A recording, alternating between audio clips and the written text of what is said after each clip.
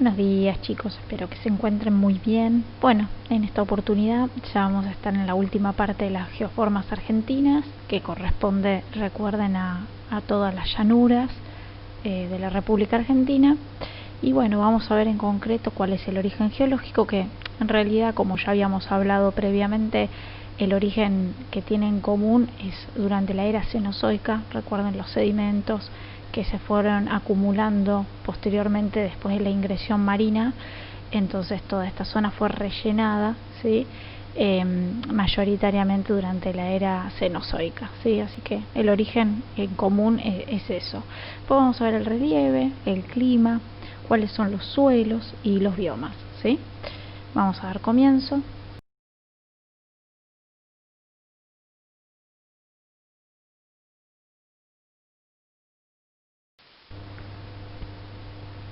Bien, como ya habíamos visto, ¿sí? Los tres grandes sistemas, ya habíamos visto sistemas montañosos, planicies y mesetas, y hoy lo que vamos a ver son las llanuras, que en realidad en la Argentina es un solo gran grupo de llanura, que es llamada llanura platense, ¿sí? Viene del Río de la Plata, lógicamente, porque la pendiente en todo caso de esta llanura es hacia el Río de la Plata, producto justamente de todos los ríos, o la mayor parte de esos ríos vierten sus aguas directa o indirectamente sobre el Río de la Plata, ¿sí? Porque es parte de esta cuenca del Plata, que ustedes ya vieron el año pasado, ¿sí? Esta llanura platense es tan extensa que lógicamente se divide en dos grandes grupos, ¿sí? Por un lado tenemos la llanura pampeana y por el otro tenemos la llanura chaqueña, ¿sí? Se van a diferenciar justamente porque lógicamente primero y principal su ubicación, ¿sí? Su ubicación, ya vamos a empezar de la base que ya es diferente. Por ende, también el clima va a ser diferente, lógicamente, porque si hablamos de la latitud, recuerden que la latitud es un condicionante, es un factor que influye en los elementos del clima. El relieve, ¿sí? Si bien comparten en común que son llanuras, vamos a ver que hay ciertas particularidades dentro de cada una de estas. Los suelos son diferentes, ¿sí? La composición química y física de estos suelos es diferente, por eso también la confluencia de todas estas cuestiones y la interrelación entre todos estos elementos va a hacer que después, por ende, el bioma también sea diferente, ¿sí? Todas las condiciones vegetales que tiene cada una de estas áreas son diferentes, por ende también las actividades económicas que se desarrollan en cada una de estas. Así que vamos a ir viendo a partes, ¿sí? Así podemos comprenderlo mejor.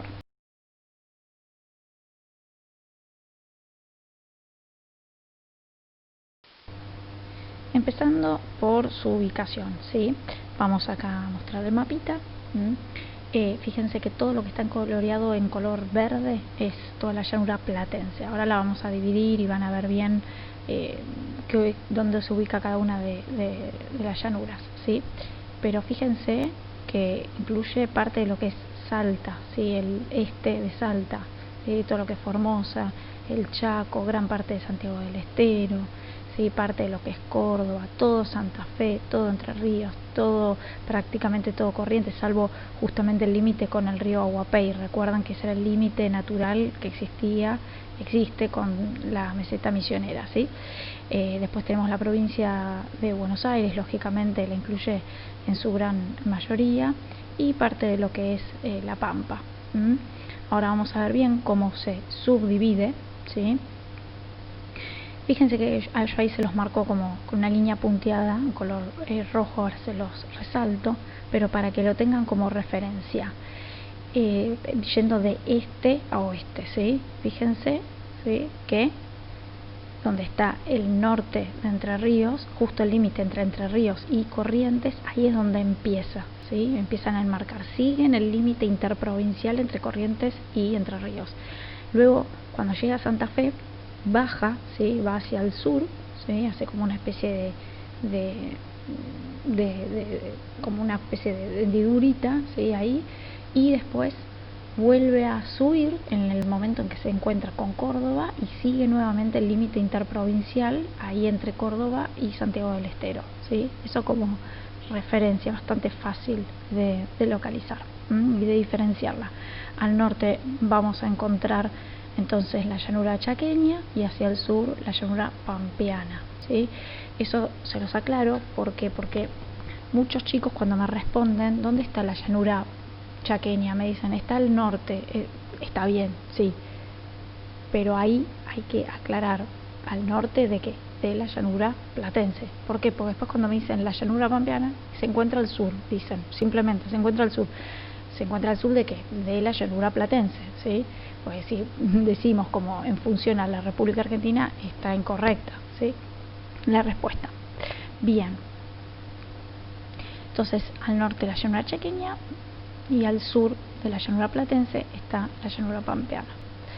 En cuanto a su relieve, ¿sí? Si bien, como les decía, comparte en común que es una llanura, lógicamente es una llanura, tiene ciertas particularidades esta llanura. No es simplemente una llanura totalmente al 100%, sino que se van a dar cuenta que hay algunos desniveles. Por ejemplo, en el caso de la llanura chaqueña, ¿sí? Existen diferentes sectores. Yo ahí se los estoy marcando de una manera bastante caserita, se los marqué. Lo que está en color amarillo es el Chaco Alto, es la parte más alta, si se quiere, de esta llanura, ¿sí? Por eso les digo, tiene ciertas pendientes, ¿sí? Después tenemos el Chaco Deprimido, que está todo como en color verde oscuro. Es una zona que, como bien dice el nombre, está deprimido, bajo, ¿sí? Es una zona que está más baja, queda como encerrada entre dos partes que son un poco más altas. Entonces ahí se suelen generar bañados, pantanos, ¿sí? Es una zona muy rica desde el punto de vista de la flora y la fauna. De hecho hay parques provinciales en esta zona, pero lógicamente es muy difícil el asentamiento de la población en esta zona, ¿sí? Donde está el famoso el Chaco impenetrable, ¿sí? Es una zona complicada para el asentamiento de la población y lógicamente para la circulación, ¿sí? Bien, después tenemos lo que se llama el Chaco Bajo, ¿sí? Que si lo comparamos con el Chaco Deprimido es un poco más alto, ¿sí? Es una zona también de gran riqueza, pero es mucho más simple la comunicación y la circulación, y el relieve es mucho más amigable. Entonces lógicamente ahí es donde se suelen establecer la mayor parte de la población. No por nada en esas partes se encuentran las provincias, las capitales provinciales, ¿sí? Bien, y después tenemos lo que se llama la diagonal fluvial, que como bien dice el nombre es una diagonal, que ahí lo ven bien, es como una diagonal. Por esa diagonal transcurren varios ríos importantes, el Dulce, el Saladillo, el Salado, recontra importante el Salado, ¿sí? Ojo que hay muchos ríos salados en la Argentina, ¿sí? Este es uno. Después existe otro río salado que es el que está en la provincia de Buenos Aires, ¿sí? Pero este río salado es realmente muy importante y muchos de ellos tienen su desembocadura, ¿sí? Sobre el río de la Plata indirectamente, ¿sí? Indirectamente, ¿sí? Recuerdan que forma parte de la Cuenca del Plata, todo esto parte de la Cuenca del Plata, ¿sí? Directa o indirectamente vuelcan sus aguas. Entonces por eso también es importante y lógicamente para el asentamiento de la población, porque significa el tener ríos, el poder tener abastecimiento de agua dulce en zonas en donde no necesariamente tenemos precipitaciones abundantes, ¿sí? Entonces, bueno, es importante tenerlo en cuenta. Y después, por último, tenemos esta otra zona que es bastante baja, que se llaman los esteros, ¿sí? Es una zona de muchos esteros, son zonas bajas los esteros, en donde se suele acumular mucha agua, es mucho más que un pantano en ese sentido, ¿sí? Porque se acumula el agua, ahora les voy a mostrar después unas imágenes para que se den una idea, y lógicamente prolifera todo tipo de flora que es propia de zonas muy húmedas, ¿sí? En donde directamente las raíces de esa vegetación están en el agua, ¿sí? Así que es muy rica desde ese punto de vista, y tanto es así que son visitadas todos los años por muchísima gente del exterior. Ejemplo, los esteros de Liberá, porque es una zona sumamente atractiva, ¿sí? Y una de las pocas en el mundo que conserva tan bien esta ecorregión. Es una zona que quedó baja, porque claro, quedó entre la meseta misionera y el Chaco Bajo, ¿sí? Entonces quedó como en esta zona enmarcada y se ha acumulado mucha agua.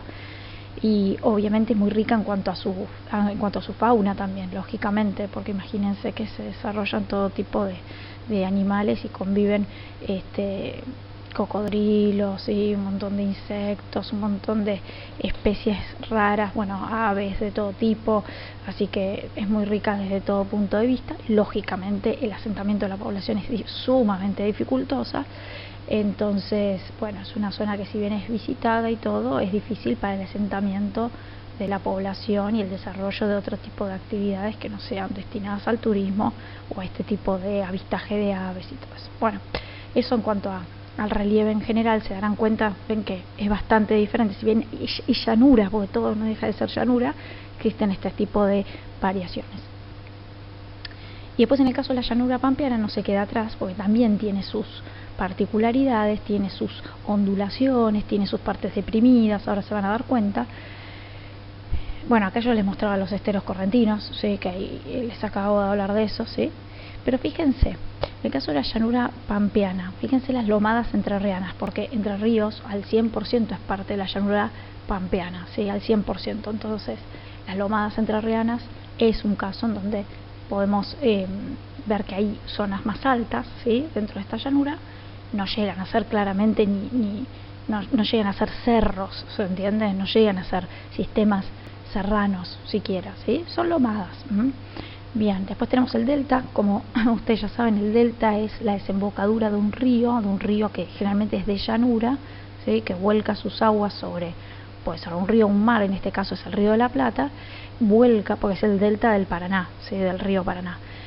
Vuelca sus aguas, pero como es un río de poca pendiente, esos sedimentos que viene arrastrando se quedan acumulados en ese delta, formando islas y ramificando el Paraná. Por eso tenemos diferentes ramales dentro del Paraná. Cuando pasan por el puente de Zárate Brazo Largo, se darán cuenta que atraviesan los diferentes ramales del río Paraná.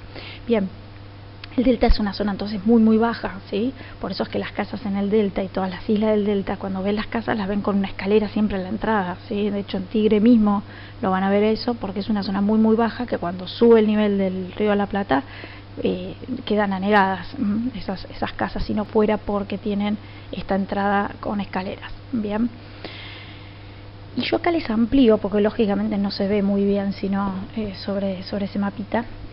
Fíjense que se los amplío. Ven dónde está el norte de la provincia, es decir, Capital Federal y la zona norte, ¿sí? Y noroeste, si se quiere, de la provincia de Buenos Aires, es decir, donde estamos nosotros, ¿sí? Y en los alrededores todo lo que se llama AMBA, ¿sí? Es decir, Capital Federal y el AMBA y todo lo que es los alrededores de la Capital Federal, fíjense que está cubierta y es parte de la pampa ondulada, o sea, la llanura pampeana ondulada.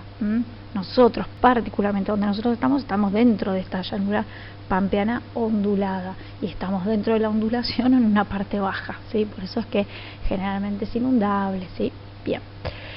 Después tenemos alrededor, alrededor cubriendo toda esta pampa ondulada, tenemos la pampa deprimida, ¿sí? Esto es una parte muy baja, tanto es así que si alguna vez tuvieron la oportunidad de ir por la ruta 2, como para ir para el lado de Mar del Plata o ir para la costa atlántica, se habrán dado cuenta que pasan por esta pampa deprimida, se van a dar cuenta perfectamente, porque van a encontrar una serie de ríos, ¿sí? De ríos y de lagunas, y por sobre todo lagunas. Van a atravesar el río Salado propiamente dicho, ¿sí? Que va en dirección de oeste a este, río Salado muy importante, y además van a tener lagunas y lagos, ¿sí? Y las van a ver y las van a ir atravesando, están las famosas encadenadas, ¿sí? En toda esta zona. Bien, es una zona que quedó bien hundida. Después tenemos hacia el oeste la pampa alta, o sea, la parte más alta dentro de esta llanura, ¿sí? Que es donde estamos en la pampa propiamente dicho, ¿sí? Y después la pampa interserrana. Viene interserrana porque está entre medio de las sierras, ¿sí? O sea, entre medio del sistema de Tandil, Ventaña y Mahuidas, ahí está la pampa interserrana, ¿sí? Es una zona que tiene sus ondulaciones, ¿sí? Propias de haber estado enmarcada y limitada por sistemas serranos alrededor, ¿sí?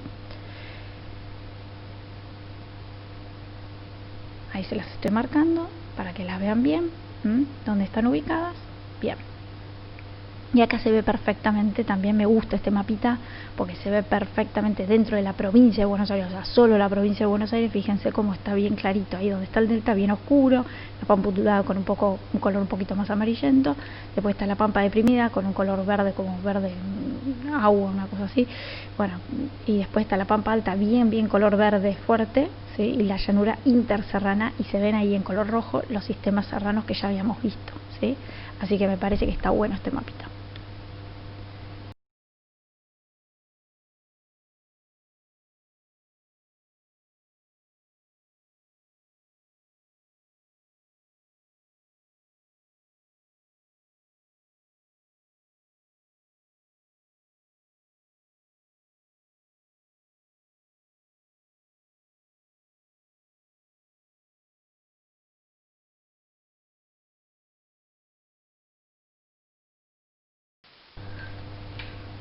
En cuanto al clima, ¿sí? Se diferencian también, lógicamente, por estar localizados en diferentes latitudes. Como bien ustedes saben, generalmente la franja del clima cálido era hasta los trópicos, o sea, hasta los 23 grados, y desde los 23 grados hasta los 50 aproximadamente tenemos el clima templado, con lo cual estamos en esa franja, ¿sí? Ahí cuando dice subtropical sin estación seca o subtropical con estación seca, en ambos casos es el cálido, ¿sí? Estamos dentro del cálido, considerado subtropical por su relación respecto a los trópicos, ¿sí? Que está ahí pegadito, muy cercano a los trópicos. Y ahí dice sin estación seca o con estación seca. Sin estación seca, haciendo alusión a que durante todo el año es húmedo y hay precipitaciones abundantes y regulares. ¿Qué significa regulares? Que todos los meses hay precipitaciones, ¿sí? Y más o menos en la misma cantidad. En cambio, con estación seca significa que durante 2 o 3 meses aproximadamente hay no ausencia de precipitaciones, pero sí hay considerablemente menos precipitaciones que lo usual, ¿sí? Y ahí, entonces, en el caso de, obviamente, la meseta misionera, ya habíamos dicho que era cálido subtropical sin estación seca, y fíjense que, recuerden que el río Huapei es el que divide ambas geoformas. Bueno, digamos, toda la parte este de la geoforma de la llanura chaqueña, ¿sí? Hasta el río Huapei, entonces es cálido subtropical sin estación seca, ¿sí? Ese es el sector que yo ahí les enmarco. Bien, ahí estoy incluyendo obviamente la meseta misionera, ¿sí? Bien, después tenemos el otro tipo de clima y su variedad climática, que es el cálido subtropical con estación seca, que es ese que les marco ahí, con un color como naranjita claro. Bueno, es decir, que la mayor parte de la llanura chaqueña es cálido subtropical con estación seca, ¿sí? Y después hay un sector minúsculo, ¿sí? Que le corresponde al tropical o subtropical serrano, ¿sí? Ahí en realidad es el que le corresponde en realidad a las sierras subandinas, ¿sí? Pero ahora les voy a explicar por qué es que una mínima partecita toca el serrano. ¿Por qué? Porque recuerden que acá están las sierras subandinas, ahí donde les marco, ¿sí? Cuando los vientos alisios, que recuerden que son vientos cálidos, que son húmedos, ¿sí? Esas dos grandes características de los alisios, ingresan desde el nordeste, ¿sí? Ingresan a la República Argentina en este sentido, y obviamente va descargando su humedad, y en la medida que se va acercando más hacia el oeste, cada vez va teniendo menos humedad. Por eso después está con estación seca, ¿sí? Cuando termina de descargar la humedad es sobre justamente el sector de las yungas, ¿se acuerdan? El sector de las sierras subandinas, es decir, la poca humedad que le queda la termina de descargar sobre las sierras subandinas, y ya cuando pasa a la cordillera oriental, que recuerden que también la vimos, ya llega sin humedad, ¿sí? Seca, ¿sí? Solamente una partecita de la sierra de la cordillera oriental recibe algo de precipitaciones, pero realmente es muy poco. Entonces, eso para que les quede, digamos, claro cuál es el comportamiento, o sea, no solamente el tipo de clima, sino el comportamiento de los elementos del clima, ¿sí? Dijimos las temperaturas, que es cálido durante gran parte del año, y después que hay abundante humedad, pero hay una diferencia, una variedad climática bien clarita en dirección de este a oeste, ¿sí? Bien, después en cuanto al sector de la llanura pampeana, ahí van a haber 4 variedades climáticas, pero a mí lo que me gusta decir es que en realidad el tipo de clima por excelencia es el templado, ¿sí? Y mayoritariamente el templado pampeano, ¿sí? Por eso lo van a ver en el cuadro de integración de contenidos como templado pampeano y punto, ¿sí? ¿Por qué? Porque después hay como una subdivisión dentro de la variedad climática que es el húmedo o semiárido, ¿sí? A ver, para que se comprenda bien este concepto, los vientos húmedos provienen desde el Atlántico Sur, ¿sí? El viento predominante viene en esa dirección que yo les estoy marcando así, ¿sí? Acá. Entonces, en la medida que va ingresando la República Argentina, va descargando su humedad también nuevamente de este a oeste, con lo cual, en la medida que se va acercando hacia el oeste, va cada vez siendo más árido, por eso dice semiárido, ¿sí? En el interior de la República Argentina, en el centro e interior de la República Argentina, ya ahí descargó su humedad, por lo tanto, por eso dice templado pampeano húmedo. Fíjense que es ese color verde tan particular, bueno, la mayor parte es templado pampeano húmedo, pero fíjense que después la franja que lo bordea hacia el centro de la República Argentina dice templado pampeano semiárido, ¿sí? Porque lógicamente hay menor humedad, por eso es que se le dice semiárido. Ahora bien, hay menor humedad, no significa eso que es totalmente árido, es semiárido, ¿bien? Algo que es importante enmarcar que en la medida que nos vamos acercando hacia el centro de la República Argentina, lógicamente cada vez al descargar más la humedad y al no tener tanta nubosidad, lógicamente hay menor cantidad de precipitaciones y por ende hay una mayor amplitud térmica, ¿sí? Es decir que las temperaturas son más extremas. Bien, eso es importantísimo. Después ahí ven que dice templado oceánico, ven que es una franja minúscula, para que se den una idea ustedes que deben conocer todo lo que es la costa atlántica, donde está la zona de Mar del Plata, donde está Miramar, ¿sí? Toda esa zona, toda esa parte, Mar del Sur, no sé si algunos conocen, bueno, toda esa zona, San Cayetano, bueno, toda esa zona es parte del templado oceánico, ¿sí? Que tiene la particularidad que al estar frente con una fachada hacia el océano Atlántico y la corriente del sur es realmente muy fría, obviamente tiene un impacto sobre la temperatura, sobre estas zonas, ¿sí? Sobre esta región. Se va a ver afectado justamente por esta relación. Entonces, por eso es que resulta tan particular el viento de Miramar, Mar del Plata. Uno siente realmente el frío y está fresco realmente, porque obviamente hay la influencia de la brisa marina. Bien. Y obviamente les habrá pasado, si alguno fue a vacacionar o en algún momento han tenido la oportunidad, que cuando ingresan al departamento o casa uno siente la humedad inclusive, ¿no? Se siente la humedad. Bueno, es esa humedad del océano, ¿sí? Bien característico. Por eso en esta zona es muy normal sentir ese aroma, digamos, a humedad. No es porque sea viejo, no es por nada en particular, es simplemente la humedad del ambiente, ¿sí? Propio de este tipo de variedad climática. Bien, después tenemos el templado serrano, que es el propio que encontramos en las zonas como la Sierra de Tandil, pero no se los enmarco ni se los marco demasiado, porque recuerden que ya lo vimos cuando vimos sistemas serranos. ¿Se acuerdan que yo les decía el tipo de clima por excelencia es el templado, pero que tiene influencia por la altura, por la serranía, y que podemos encontrar por esa razón temperaturas un poco más frías y lógicamente veranos más templados, ¿sí? Los veranos no son calurosos, son más bien templados, y los inviernos son bastante crudos, tanto es así que puede llegar a caer precipitaciones en forma de nevada. Así que bueno, eso ya se los había comentado anteriormente, pero aprovecho para repasarlo, ¿sí? Y es importante decir eso y que sepan cómo es el comportamiento de las precipitaciones y de la humedad y en su relación a las temperaturas, para así conformar, ¿sí? el tipo de clima y la variedad climática. ¿Okay? Bueno, y obviamente los vientos, porque estamos hablando en todo momento, estamos hablando de los vientos, o sea, se dan cuenta que estamos todo el tiempo hablando de los elementos del clima y cómo se comportan y se relacionan entre sí, ¿sí? Acá no les estoy hablando demasiado de la presión atmosférica, pero lógicamente la presión atmosférica es la que hace ir en vaivén a estos vientos y los hace ir en una dirección específica, ¿sí?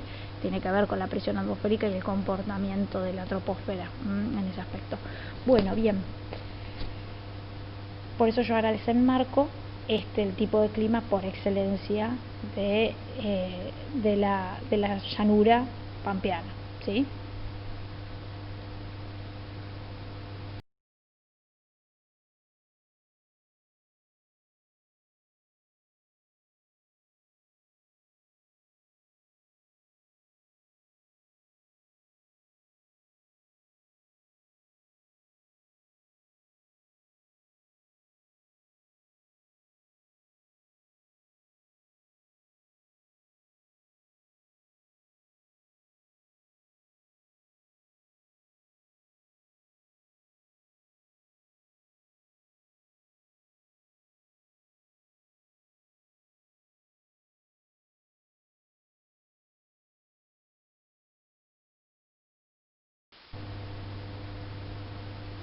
En cuanto al suelo, en cuanto al suelo, obviamente es muy diferente, muy diferente. De hecho, basta con recorrer un poco y ver algunas fotos para que se den una idea y se van a dar cuenta un poco solitos.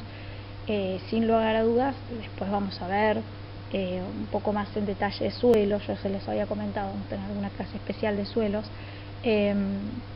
Porque bueno, hay que ver las características químicas, las características físicas, toda la relación que hay entre todo eso para poder entender un poquito más los diferentes tipos de suelo.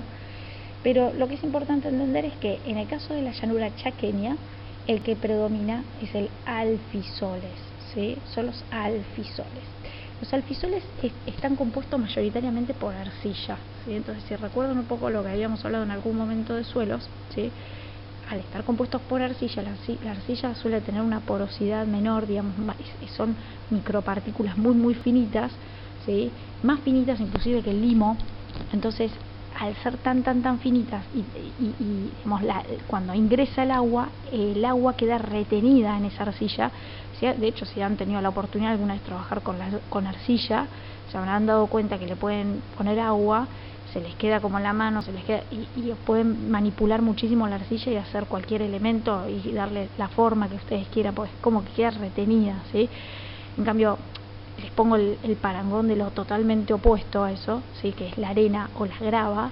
Si uno tira agua donde hay grava, donde hay piedras chiquititas o arena misma, se habrán dado cuenta que le tiran agua y enseguida lo absorbe y enseguida desaparece y no lo ven más, ¿sí? Porque es tal la cantidad de espacios y de porosidad que tiene, es tan amplia los canales de la porosidad, que el agua pasa y atraviesa rápidamente y llega hacia la parte más de abajo, ¿sí? Es decir, la parte más subterránea, ¿sí? Atraviesa esa capa y uno no lo ve más, ¿sí? Eso hace que, por lo tanto, cuando hay arena, ¿sí? El agua por el contrario no queda retenida, sino que va por abajo y se quedan las napas más profundas. Entonces, cuando nosotros tenemos un suelo que es alfisoles, que tiene alto contenido de arcilla, por lo tanto, el agua que cae en una zona, que ya dijimos que el tipo de clima es cálido, subtropical, con estación seca y sin estación seca, es decir, en ambos casos estamos hablando que es subtropical, es decir, que hay precipitaciones, ¿sí? En un caso es totalmente regular y en otro será irregular, pero sea como sea, siempre hay muchas precipitaciones. Entonces, esas precipitaciones caen, el suelo absorbe pero lo retiene en el mismo suelo, por eso es que genera bañados, genera pantanos, ¿sí? Yo a veces le digo a los chicos para que se den una idea, es algo parecido a lo que pasa a veces en el cole cuando estamos en la calle. Ahora no tanto porque ahora está un poco mejorada lo que es la calle, pero unos años atrás recordarán que nos hemos pegado más de una patinada en la calle del cole porque claro, tiene mucho contenido de arcilla y se nota bien en la arcilla y se habrán dado cuenta que es como que se absorbe y uno puede pasar el día siguiente después de haber llovido y sigue permaneciendo húmedo y sigue habiendo patinadas, ¿sí? Porque realmente como no lo absorbe del todo el agua queda retenida y uno queda como encharcado y genera como una superficie bastante resbaladiza. Bueno, pasa algo parecido con los alfisoles.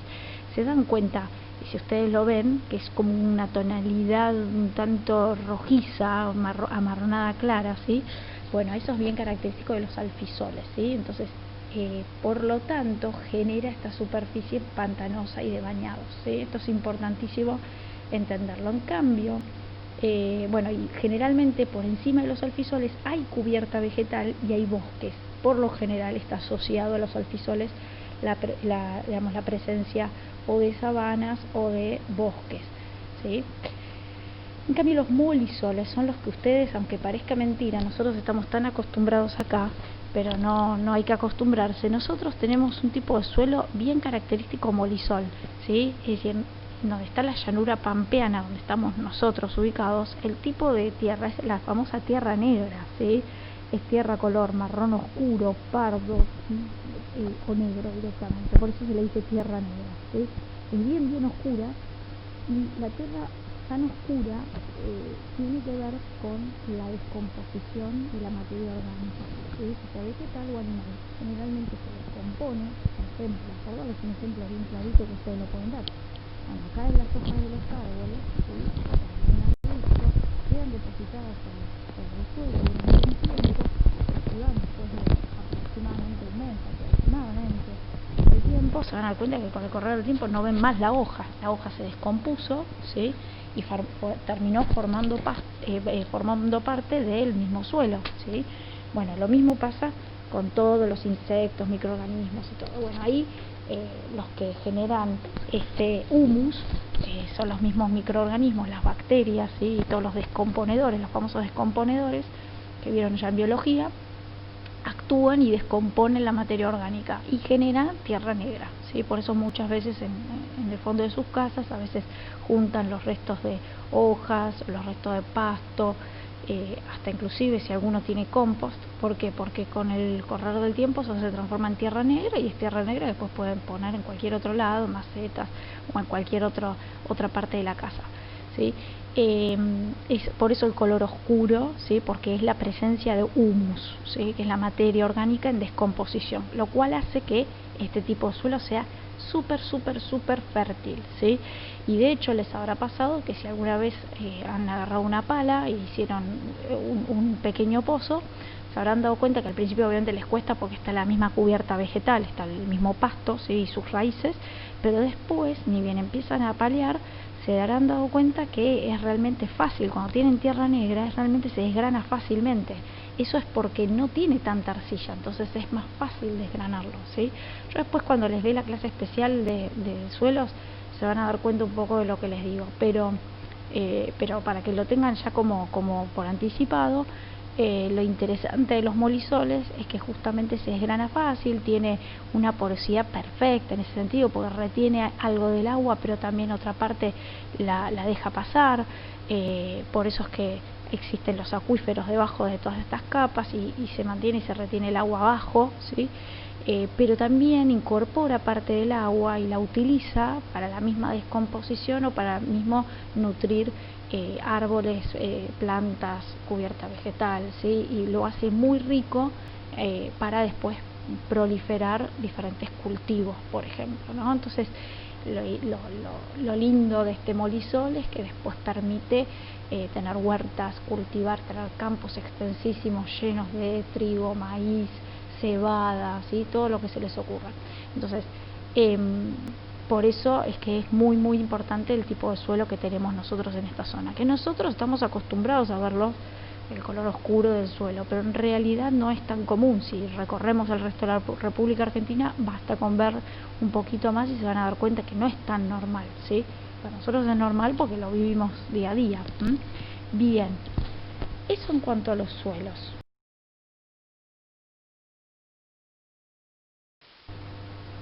Y por último, biomas, ¿sí? Lógicamente, si estamos hablando que tienen una localización diferente, ambas llanuras, tienen un clima diferente, tienen un suelo diferente, por lo tanto, lógicamente, el bioma va a ser diferente, ¿sí? Porque no nos olvidemos qué es bioma, ¿sí? Son aquellas características vegetales, principalmente vegetales, que se comparten en una determinada región, ¿sí? Y eso es el resultado de justamente la relación entre todos estos elementos que les acabo de mencionar, ¿sí? Entre el clima, el suelo, ¿sí? Y lógicamente la ubicación en la que está, todos estos elementos se comportan entre sí, se combinan entre sí y lógicamente le dan ciertas características particulares vegetales, ¿sí? Entonces cuando hablamos de, por ejemplo, el bioma en la llanura chaqueña, claramente va a ser de bosques, ¿sí? El bioma por excelencia es el boscoso. Lógicamente, no perdamos de vista que dijimos que habían variedades climáticas, ¿sí? Dentro de la misma llanura chaqueña hay variedades climáticas diferentes y lógicamente no va a ser la misma cantidad de humedad y de precipitaciones que recibe al este y nordeste de esta misma llanura chaqueña que hacia el extremo oeste, ¿sí? Va a recibir menos precipitaciones, por lo tanto lógicamente va a ser diferente el comportamiento y por ende el bioma va a ser diferente. Por eso tengamos en cuenta que si bien el bioma característico es el del boscoso, podemos llegar a encontrar algunos tipos de lo que llaman bosques de transición, ¿sí? O bosques mixtos, ¿sí? Podemos llegar a encontrar. Cuando hablamos siempre de transición significa que es algo que está de paso, porque venía siendo de un tipo y pasa a ser de otro tipo. No nos olvidemos que estamos hablando de la naturaleza misma, entonces no es que estas regiones o estos biomas a partir de tal latitud y tal longitud empieza a ser diferente y cambia abruptamente, no, hay lugares que se llaman de transición. Bueno, hay biomas que son de transición, entonces podemos llegar a encontrar algunas especies vegetales que se encontraban en una determinada área y después en el paso hacia la otra, ¿sí? Podemos llegar a encontrar una mezcla. Entonces hay ciertas zonas de transición. Bueno, por eso acá hay algunos bosques de transición. De hecho lo ven creo que con ese mismo nombre en el cuadro de climas. Así que chuménlo bien. En cuadro de climas le digo cuadro de integración de contenidos, ¿sí? Bien, algunos ejemplos son este por ejemplo es una clásica imagen del Chaco, pero del Chaco alto, ¿sí? De hecho se ven alguna que otra lomadita, que es una zona un poquitito más alta, pues no nos olvidemos que después de toda esta zona vamos a encontrarnos con las sierras subandinas, ¿sí? Entonces no es que pasamos desde la llanura propiamente dicha a las sierras subandinas así de la nada, sino que va subiendo a poquito. Bien, este es otro ejemplo. Esta es una imagen del Chaco deprimido, si no mal recuerdo. Esta era del Chaco deprimido, ¿sí? Bueno, vamos a encontrar algunos. Ahí el ejemplo bien clásico del bosque chaqueño, bien típico, es el quebracho, ¿sí? El quebracho colorado. Después encontramos el laurel. Bueno, hay diferentes especies, pero el quebracho colorado es el más conocido, el más, si se quiere, económicamente interesante. ¿Por qué? Porque no nos olvidemos que muy relacionado al bioma están las actividades económicas, ¿sí? Porque lógicamente las actividades económicas van a aprovechar esas especies que tienen, ¿sí? Para desarrollar un tipo de actividad agropecuaria o no. En este caso la actividad forestal, ¿sí? El Chaco, propiamente dicho, y también toda esta región de la llanura chaqueña, siempre fue una región muy solícita, digamos, para la explotación forestal, para la explotación de diferentes especies arbóreas. En este caso el quebracho, sumamente interesante. Piensen que de quebracho se hacen un montón de cosas. Por empezar, ustedes mismos lo deben haber percibido cuando hacen alguna fogata o usan para la chimenea en sus casas, o utilizan el quebracho para hacer simplemente un fogón. Se aseguran que dure muchísimo, porque el quebracho es una madera muy dura, muy noble, que dura una eternidad. Entonces podemos tener el fuego prendido un montón de tiempo y nos va a durar y nos emite mucho calor. También se utiliza mucho el quebracho para hacer los durmientes, para hacer diferentes estructuras. Y también ustedes mismos lo perciben caminando un poquito por los alrededores de su casa, en las calles, ¿sí? Ustedes deben haber visto más de una vez los famosos palos de luz o los postes de luz, y en donde está todo el cableado y demás. Bueno, todo eso es de quebracho, porque el quebracho es una madera que además ante la humedad y la intemperie realmente sobrevive muy bien y no se deteriora. Es una madera, por eso les digo, muy noble, no necesita ni mantenimiento ni nada, que perdura y es realmente muy duradera. Entonces por esa razón es que es también muy caro el quebracho, lógicamente. Bueno, se consigue en estas zonas, es una zona de gran desarrollo. Lógicamente la actividad forestal fue muy limitada en el último tiempo, porque lógicamente hay una sobreexplotación forestal, ¿sí? Hay un exceso, entonces muchas especies han estado en peligro de extinción, lógicamente, porque se los ha explotado tanto, porque piensen que el talar un árbol cuesta muy poco en el sentido en cuanto a tiempo, pero el hacer que crezca ese árbol y que madure y que tenga la fortaleza y esa madurez para poder después comercializarlo, tarda muchísimo, ¿sí? Muchísimo, así que por esas razones que se lo ha regulado mucho esta actividad últimamente y existen leyes que amparan esta actividad y la regulan, más que nada la regulan, para que las empresas que se encargan de hacer la deforestación, bueno, puedan reemplazar siempre las especies que talan, ¿sí? Pero por especies, reemplazándolas por especies que sean de más rápido crecimiento. Así que todo esto está regulado. El apacho, por darles un ejemplo, ¿no? El apacho, bien clásico ejemplo de realmente un tipo de madera muy linda, muy noble, pero también muy duradera, pero de muy lento crecimiento, y lógicamente por eso hoy en día está prohibida su comercialización, de hecho. Si uno ve en las madereras se puede encontrar el apacho, pero es porque quedó retazos, pero en realidad ya no se puede. Así como les digo esto, hay un montón de ejemplos, pero es importante entender esto. Ven que hay cubierta vegetal, hay bosques, y bueno, lógicamente en la medida que nos vamos acercando cada vez más hacia el este, esta es la parte bien baja del Chaco deprimido, por eso le busqué esta imagen que me gustó. Es los típicos y clásicos bañados o pantanos, ¿sí? Ven cómo queda acumulada el agua, ¿sí? Y no por eso es impenetrable, ¿sí? Porque la zona es impenetrable, porque no solamente porque realmente es muy dificultosa su circulación y de poder estar y sobrevivir ahí en esa zona, sino también por el mismo suelo, las características del mismo suelo, que realmente no penetra el agua, sino que queda ahí estancada. Bien. Y estos son los famosos esteros liberados, que esto es una imagen aérea, ustedes lo ven desde acá y piensan que son como simplemente lagunas, ¿no? Son grandes humedales, es una zona tan baja que está todo cubierta por agua. Lo que pasa es que después termina desarrollándose una cubierta vegetal, por decirlo de alguna manera, en la parte superior de esta agua. O sea, es lo que ustedes ven en color verde. No es que son zonas un poco más altas, es cubierta vegetal sobre el agua misma, porque lógicamente se empieza a desarrollar un poco lo que les decía anteriormente, se empieza a desarrollar directamente una película de fitoplancton, ¿sí? Entonces termina desarrollándose especies propias de esta zona, únicas. Muy pocos lugares en el mundo tienen estas características. De hecho, se lo recorre con lanchitas toda esta zona, y bueno, obviamente conviven con todo este ecosistema otras especies, pero ya de fauna muy particulares. Después cualquier cosa pueden chusmear un montón acerca de los esteros liberados, pero es muy interesante después que lo puedan ir viendo. Pero como para que se den una idea, ven los matices que tiene la llanura chaqueña, ¿sí? Así que vale hacer esa aclaración. Predominantemente el bioma es boscoso, pero existen diferentes particularidades según la región donde estemos hablando dentro de la misma llanura chaqueña.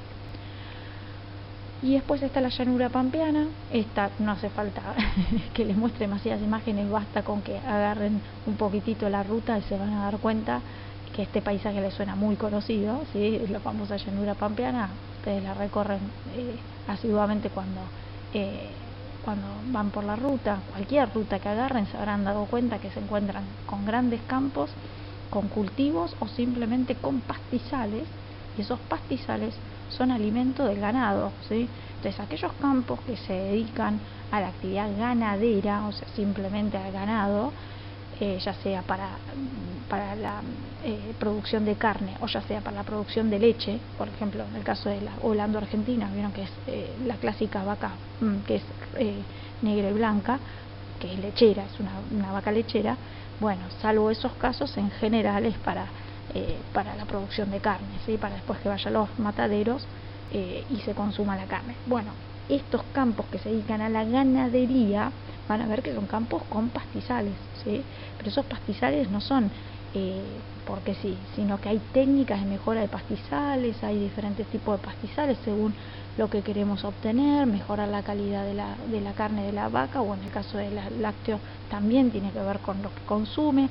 Así que bueno, eso es un poco, si ven, pastizales, pero pueden llegar a encontrar cultivos. Entonces, ¿cuál es el bioma por excelencia en la llanura pampeana? El pastizal, ¿sí? Uno va a encontrar extensas regiones llenas de pastos y de diferentes tipos de pasturas. Lógicamente, no hace falta ser un gran observador para darse cuenta que este bioma fue el más modificado de toda la República Argentina, ¿sí? Sí, el bioma del pastizal, como tal, fue muy modificado por el hombre, ¿sí? A ver, si nosotros nos remitimos 100 años atrás, acá en donde nosotros estamos ubicados, quizás todo esto, 100, 150 años atrás, todo esto era todo pastizal, donde nosotros estamos, toda la zona de Sabio, la zona del Cole, era todo pastizal, ¿sí? Pero ¿qué ha pasado? Lógicamente el hombre ha ido modificando toda esta región, y lógicamente el pastizal fue reemplazado por o cultivos, ¿sí? Como puede ser el maíz, trigo, cebada, vino, ¿sí? Hay un montón de actividades que, bueno, y posteriormente ya actualmente desde los 90 la soja. En el caso de que no se haya desarrollado ese tipo de actividad, obviamente se han instalado caminos, rutas, autopistas, calles, viviendas, colegios, todo tipo de instituciones habidas y por haber. Piensen nada más nada menos que la capital federal. Bueno, la capital federal en algún momento, y en los alrededores de la capital federal, fue todo quintas de pastizales. Entonces, este tipo de bioma fue muy modificado por el hombre, ¿sí? Que digamos que fue muy modificado por el hombre, no necesariamente decimos que fue modificado negativamente, sino que simplemente fue modificado, ¿sí? Ahora bien, el bioma de pastizal se ve claramente, ustedes lo ven, es una cubierta vegetal, generalmente son gramíneas, ¿sí? Son las que después pueden desarrollar, por ejemplo, el trigo, las cebadas, ¿sí? Son, digamos, del tipo de las gramíneas, el gran grupo de las gramíneas, que después sirve para hacer trigo, como les digo, lino, cebada, bueno, todo tipo después posteriormente se pueden hacer harinas con eso, y después de las harinas imagínense la cantidad de cosas que se pueden producir. Bien, ese es el gran tipo, ¿sí? No, eso no exime de que haya alguno que otro bosque, y algunos chicos siempre me dicen en las clases, me dicen, ¿y qué pasa con Pinamar?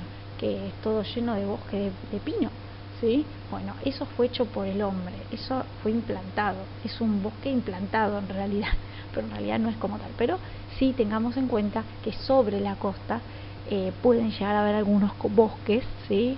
La zona, por ejemplo, Mar de las Pampas, la zona de Villa Gesell, Mar Azul, toda esa zona que hay bosques, ¿sí?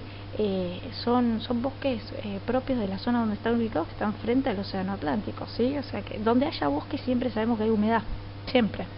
Así que, pero bueno, justo en el caso de Pinamar, un bosque implantado, ¿sí? Bueno, pero sepamos que existen estas particularidades, lógicamente. Estamos hablando de un bioma predominante, ¿sí? Después acá este es el caso, por ejemplo, de un campo dedicado a la ganadería, ¿sí? Ahí se ve claramente el pastizal. Y este es un campo destinado al cultivo de la soja. Posteriormente, más atrás, se hace un recambio muchas veces y se destina para el trigo, ¿sí? Muchas veces, otras veces no, para los girasoles. Bueno, girasol a veces después, bueno, obviamente terminan haciendo muchas veces una rotación, lo que se llama rotación de cultivos. Así que bueno, los campos suelen rotar, ¿sí? Y suelen arar la tierra y volver a generar otro tipo de cultivos, lógicamente para asegurar que durante todo el año tienen cultivos y puedan tener ingresos, lógicamente, ¿sí? Así que estos son los biomas por excelencia de cada uno de los casos, ¿sí? Y como les decía, es importantísimo tener en cuenta, ¿sí?, que se ha ido modificando el último bioma que vimos, que es el de pastizal, por la acción del hombre. ¿sí?